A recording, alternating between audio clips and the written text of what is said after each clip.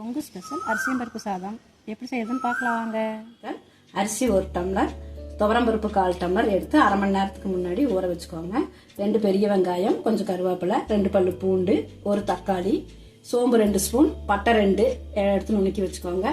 சாம்பார் தூள், உப்பு, தேங்காய் எண்ணெய் தேவையான அளவு, கடலை எண்ணெய். அதுக்கப்புறம் 2 ஸ்பூன் கடலை எண்ணெய் ஊற்றிக்கோங்க.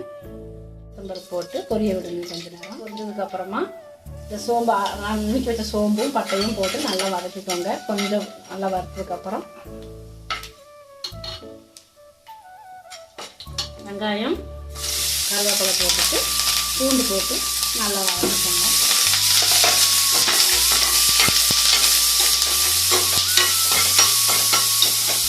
வளர்ந்து வர மாதிரி கொஞ்சம் சிவக்க வரணும். வளர்ந்ததுக்கப்புறம் தக்காளி போடணும்.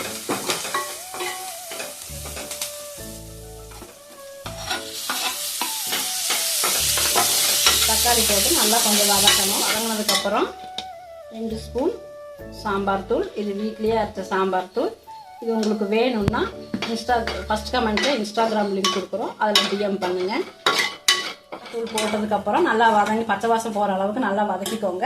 வதக்கிட்டு அரிசிக்கு 1 டம்ளர் அரிசிக்கு நாங்கள் 3 டம்ளர் தண்ணி ஊற்றுவோம். உங்கள் வீட்டு அரிசிக்கு நீங்கள் எவ்வளோ தண்ணி ஊற்றுறீங்களோ ஊற்றிக்கோங்க. அளவாக 3 டம்ளர் தண்ணி ஊற்றி வைக்கிறோம். ஊற்றி நல்லா கலக்கிக்கோங்க.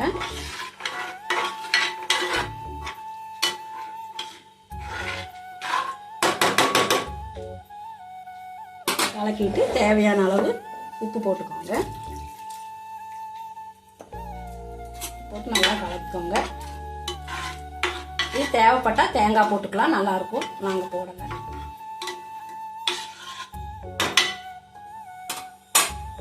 தண்ணி கொதிக்கணும். கொதிச்சதுக்கு அப்புறம் அரிசி போடணும்.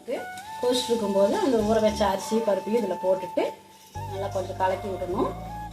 சாப்பாட்டு அரிசி நல்லா கலக்கிக்கோங்க. கலக்கி விட்டுட்டு மேலே கொஞ்சம் தேங்காய் எண்ணெய் ஊற்றி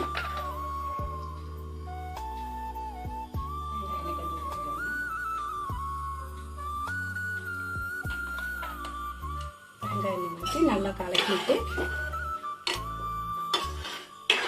உப்பு செக் பண்ணிக்கோங்க. மூடிடுங்க. மூடினதுக்கப்புறம் காற்று வந்ததுக்கப்புறம் விசில் போடணும். இப்போ என்ன விசில் போடுறோம். விசில் போட்டுட்டு அடுப்பை சிம் பண்ணிக்கோங்க. சிம் பண்ணிட்டு உங்கள் சாப்பாட்டு அரிசிக்கு நீங்கள் எவ்வளோ விசில் விடுவீங்களோ அந்த விசில் விட்டு நிறுத்திக்கோங்க.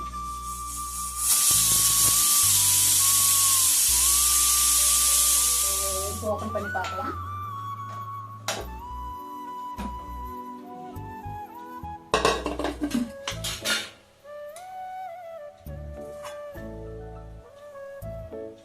சாப்பாடு எடுத்து